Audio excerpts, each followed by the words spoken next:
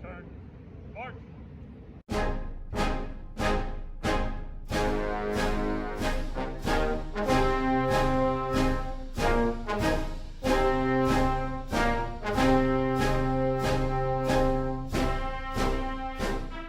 Good afternoon. My name is Andrea Horwitz, and I'm the Executive Director of the Federal Executive Board of Minnesota. It is my pleasure to welcome you to today's Public Service Recognition event.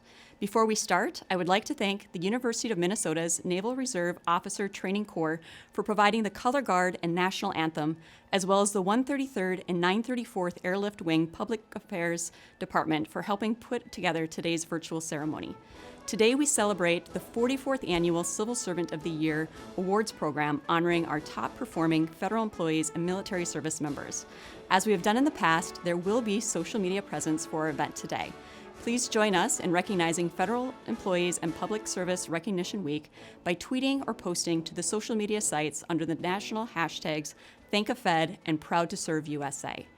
I would now like to introduce you to Johnny Maxson, Deputy Director of the Joint Detachment Minneapolis and the current Chair of the Federal Executive Board of Minnesota. Please join me in welcoming Johnny to our virtual stage.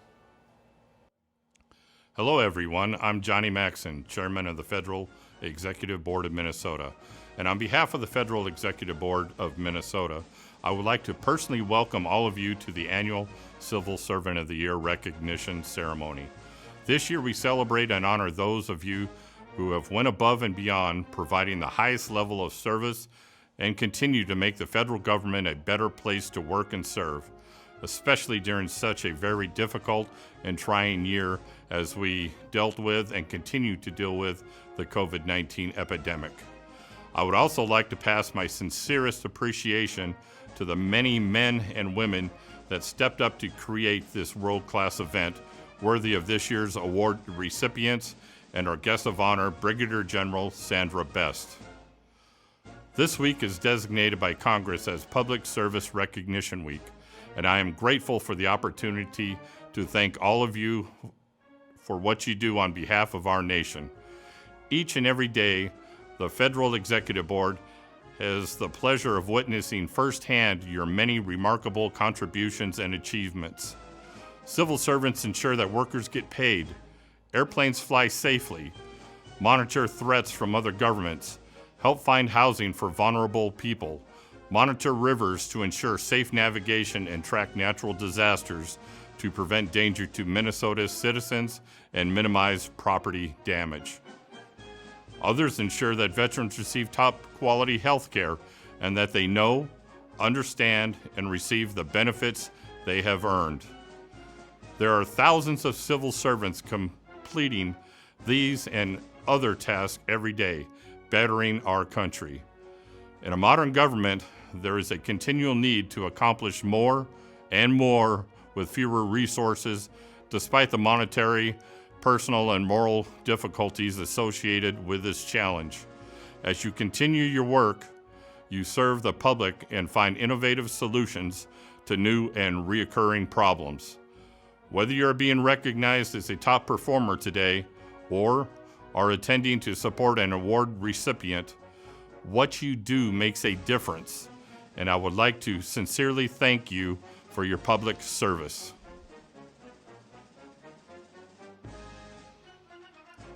One of the many joys and honors of serving as chairman is that I get the distinct honor and privilege to introduce our keynote speaker, Brigadier General Sandra Best, who serves as the Special Assistant to the Chief, National Guard Bureau for Diversity.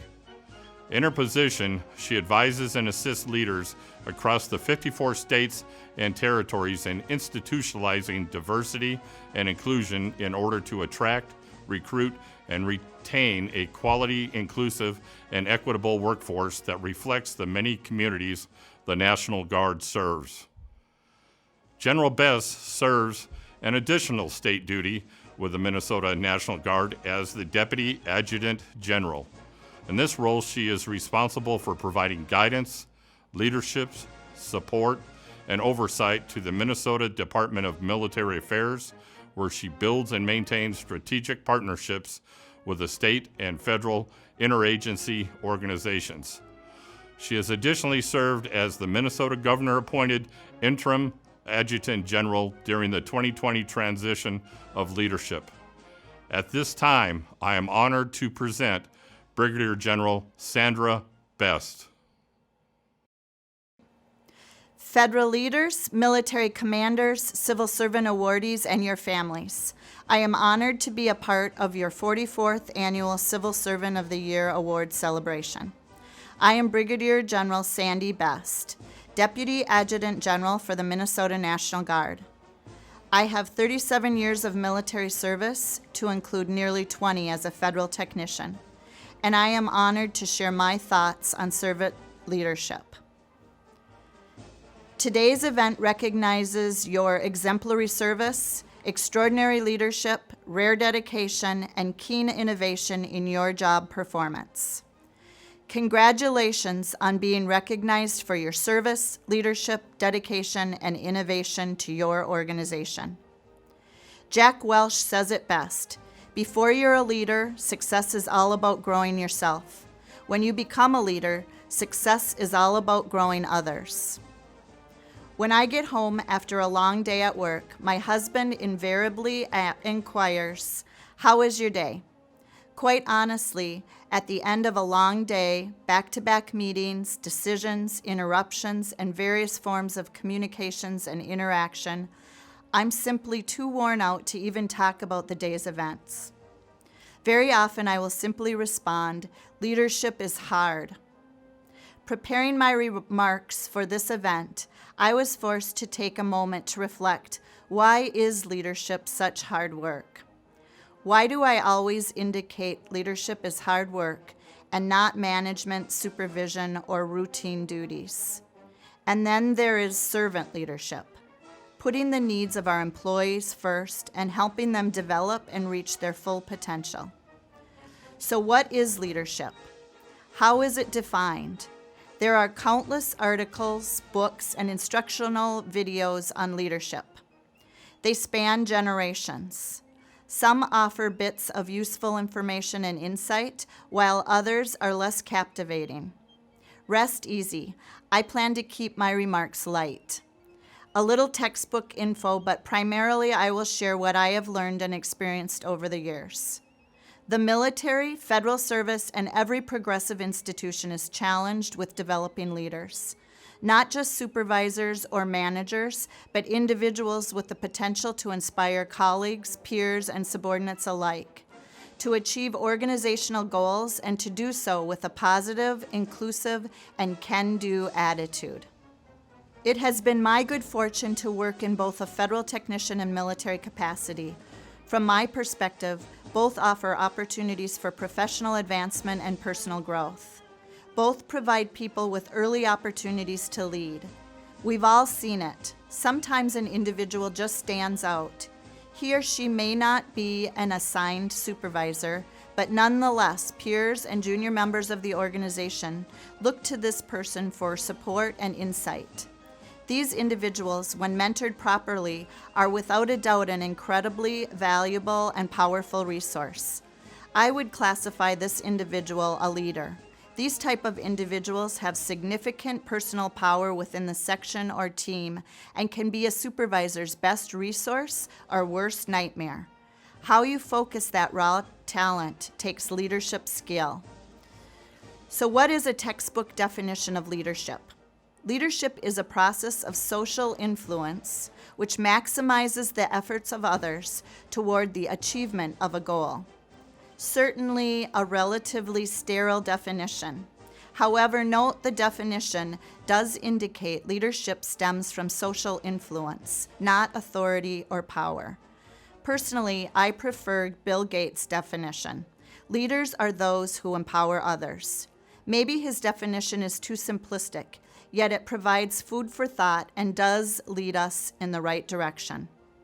Agency Inc. CEO Matthew Morgan opined in a June 10, 2019 essay that outlined 7 qualities leaders must adopt. They are: believe in the purpose, take full responsibility, ability to move on and forgive, humility, optimistic and realistic, values others' opinions as well as confidence in your own, and self-acceptance. These are all noteworthy. However, I would add 3 more: absolute integrity, professional competence, and empathy. It has been my pleasure to have served with some incredible leaders.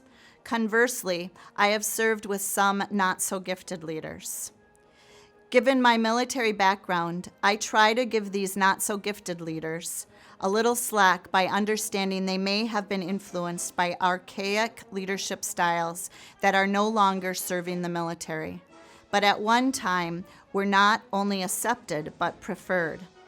To be clear, the intent of this discussion, whether military or federal service, focuses on leadership in the workplace keeping pace with the need for change. When my husband entered the military, it was drilled into him that the mission comes first, before family and certainly before personal preference. Although mission accomplishment remains a priority, our mantra now is people first, mission always. Think about it. The shift makes sense. People are our most valuable resource. Without people, the mission fails. So this is where solid leadership is vitally important. As we explored earlier, leadership does not necessarily require appointed power. However, the two are not exclusive, and generally when we think of leaders, we do know that invariably they hold supervisory or management positions. So leaders, people first. How do we do it and still balance the needs of the organization? Initially, it is imperative that individuals have a clear understanding of expectations and responsibilities. It must be clear the job has to get done. So leaders, it is your job to also ensure those people have adequate resources to complete their assignments and do so in a safe and non-threatening environment. They must be mentored to see how they fit and are able to grow within the organization. When norms are not met, action taken must be timely, appropriate, and uniform. Treat the counseled individual with dignity and respect. Provide the roadmap to write their course of performance. Additionally, too often, periodic feedback is only accomplished when mandated. I believe it is essential to provide all assigned with honest, sometimes critical assessment of their performance. Yes, it can be painful. However, long-term, it will help the individual mature and succeed. I try to have weekly or periodic syncs with my direct reports. I routinely provide feedback on what's going well and what needs to improve. And I make time for conversations to deliver timely feedback when the situation warrants. In my early years, I am not sure I thought of myself as a leader. You work so hard for promotional opportunities and titles like commander. Your title is how you view your function. I know now that commander is solely a title, a function. Leader is what every commander, supervisor, or manager must aspire to be. As a leader, you are a role model. You will be watched. Your every action is open to interpretation. Absolute integrity and professionalism is essential. I suppose it is possible to be an effective supervisor while lacking a sterling character. However, that person will never be a leader. More and more often we hear of an exceptional person being described as a servant leader. The title kind of describes the concept. It is a leader who focuses on the needs of others before considering his or her own. It is an individual who encourages diversity of thought, who creates a culture of trust, has an unselfish mindset, and fosters leadership in others. Certainly, it is healthy and reasonable to be proud of your status or accomplishments. But I can state that there is no greater reward than to mentor an individual or team and watch those folks mature and capture professional success. A servant leader guarantees the future success of an organization by salting the organization with high-performing, motivated, and psychologically healthy individuals. A servant leader leaves his or her people and organization in the best possible position. So yes, leadership is hard work, but the rewards greatly outweigh the effort. It is truly a blessing to help individuals achieve professional success, to provide them with a collaborative, inclusive environment where they are respected and valued. Helping and supporting those we work with overcome personal and professional challenges can be life-changing. I close with this quote from Simon Sinek. "The true price of leadership is the willingness to place the needs of others above your own." Great leaders truly care about those they are privileged to lead and understand that the true cost of leadership privilege comes at the expense of self-interest. Congratulations, civil servant awardees. Your journey is not over. Strive to continue your personal development as a servant leader. Cultivate and grow the individuals you are privileged to lead into tomorrow's leaders. Today, we celebrate your leadership success. I have the distinct honor of acknowledging our highly deserving Civil Servant of the Year nominees. Before we recognize our exceptional civil servants and their incredible contributions, I would like to first recognize the people who serve throughout the FEB network. Throughout the last year, federal employees have worked within our interagency councils, programs, and planning committees. Agency leaders have served on our policy board, working together to support the federal workforce. Over the last year, we have seen our councils adapting to unexpected circumstances and putting in the work needed to make FEB programs successful, despite the challenges that have arisen. Thank you to everyone who has made FEB programs possible throughout the last year. In planning for the Civil Servant of the Year event is no small task. And therefore, before I continue, I would like to also thank our federal volunteers who contributed immensely to the planning of this event. This year, they modified their usual planning process and worked to adapt the ceremony for this digital format. Thank you to everyone in the Civil Servant of the Year Planning Committee.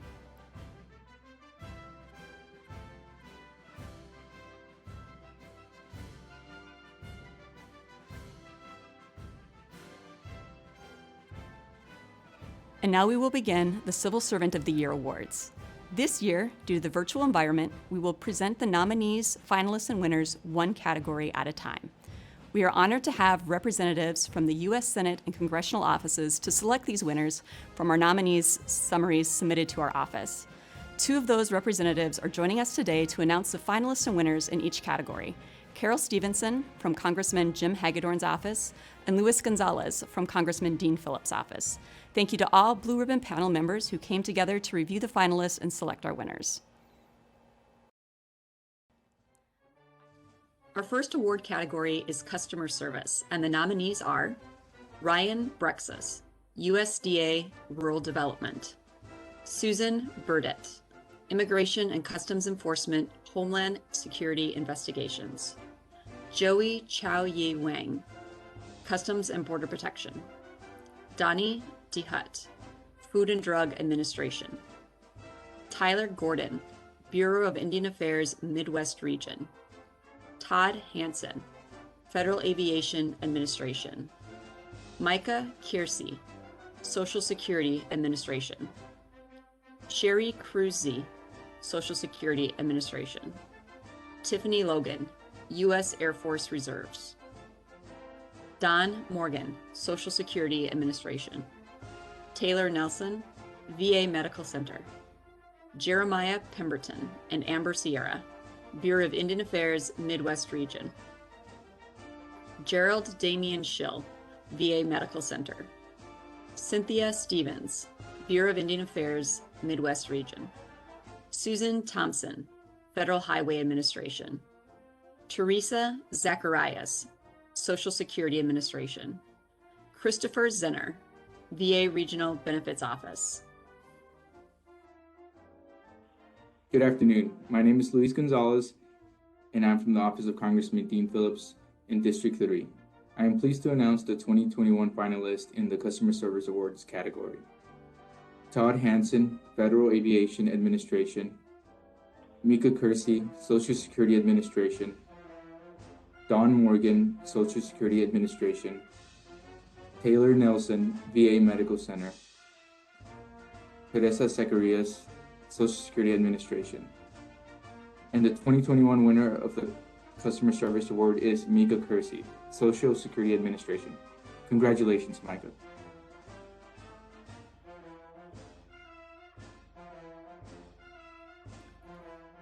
These are the nominees in Excellence Beyond Expectations. Jill Azokar, Department of Labor, Wage and Hour Division. Roger Caspers, USDA Agricultural Research Service. Deidre Dahl, VA Medical Center.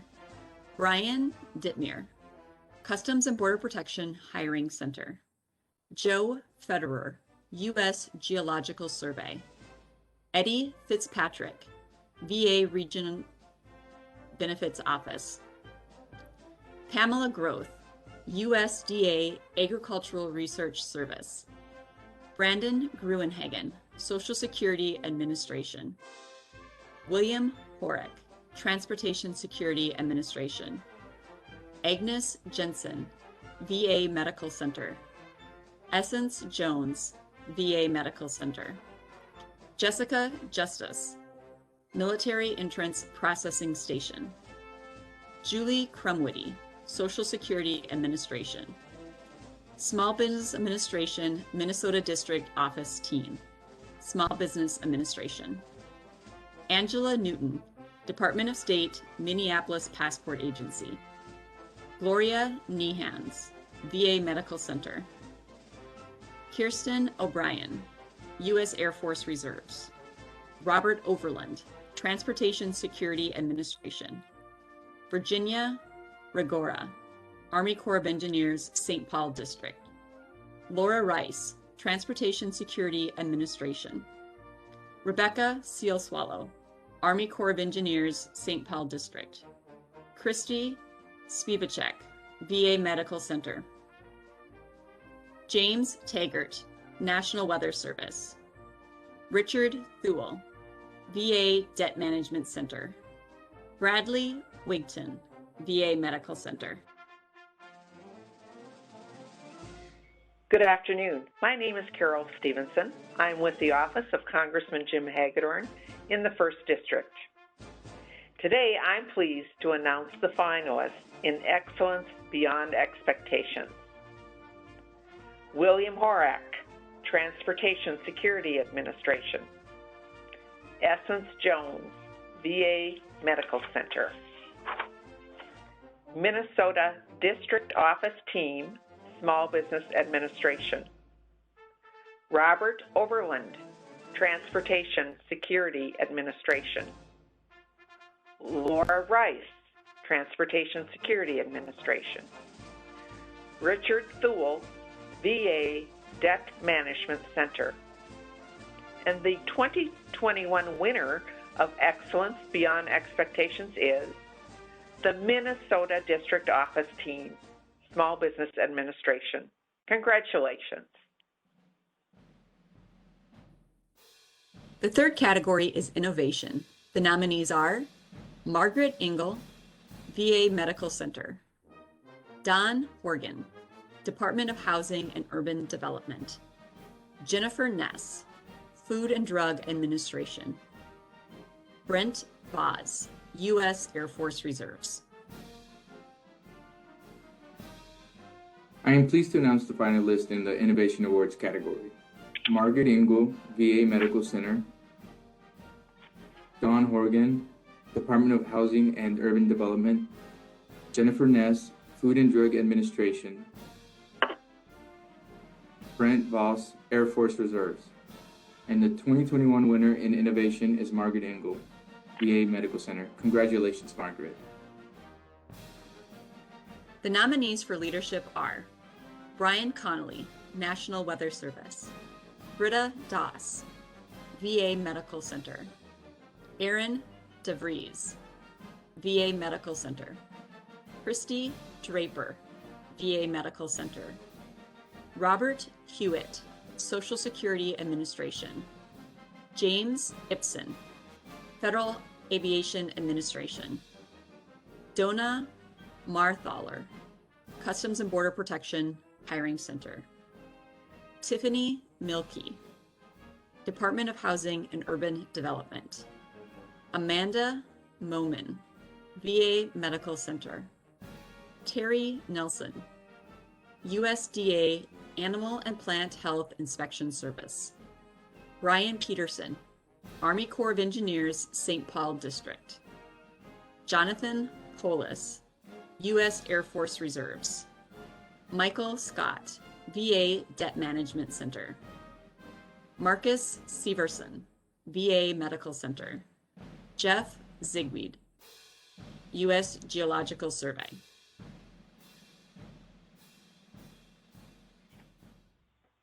I'm pleased to announce the finalists in the Leadership Awards category. Christy Draper, VA Medical Center. James Ipson, Federal Aviation Administration. Donna Marthweiler, Customs and Border Protection Hiring Center. Tiffany Milkey, Department of Housing and Urban Development. Terry Nelson, USDA Animal and Plant Health Inspection Service. Marcus Severson, VA Medical Center. And the 2021 winner in leadership is Tiffany Milkey. Congratulations, Tiffany, Department of Housing and Urban Development. Last but not least, our nominees for the Unsung Hero category are Athena Gergen, Immigration and Customs Enforcement, Homeland Security Investigations. Naomi Hudek, VA Regional Benefits Office. Derwin Jones, Federal Aviation Administration. Bradley Mortensen, U.S. Air Force Reserves. John Norberg, Social Security Administration. Jonathan Ron, VA Medical Center. Juan Rubayo Suarez, Air National Guard. Stefan Shabor, USDA Animal and Plant Health Inspection Service. Bruce Ware, Federal Aviation Administration. Mei Yang, Social Security Administration. Abti Johannes, VA Medical Center. Christopher Zolman, Military Entrance Processing Station. I'm pleased to announce the finalists in the Unsung Hero Awards category. Athena Gergen, Immigration and Customs Enforcement, Homeland Security Investigations. Bradley Mortensen, Air Force Reserves.